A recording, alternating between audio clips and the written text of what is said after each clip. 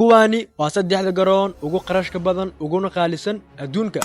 Koorta muuqaal kula wadaagin waxaan ka codsanayaa muuqaalka inaad like noo saarto sidoo kale page-kana follow soo dhaado lana wadaagto asxaabtaada kale. Mahadsanid. Number 3 Camp Nou kani waa mid ka mid ah garoomada ugu waaweyn caalamka waxa ayuu ku yaalaa Spain waxaana garoonkani iska leh kooxda lagu magacaabo Barcelona. Garoonkani ayaa lagu qarash gareeyay lacag gaaraysa 1.3 bilyan oo pound. Garoonkani ayaa waxa fadhiisan karta in ka badan dad gaadhaya ilaa 99354 qof. Kaalinta labaad waxa ku jirta Stadium Santiago Bernabeu. Sidoo kale kani waa mid ka mid ah garoomada ugu waaweyn caalamka waxaana iska leh kooxda caanka ah ee lagu magacaabo Real Madrid ama cadcadka.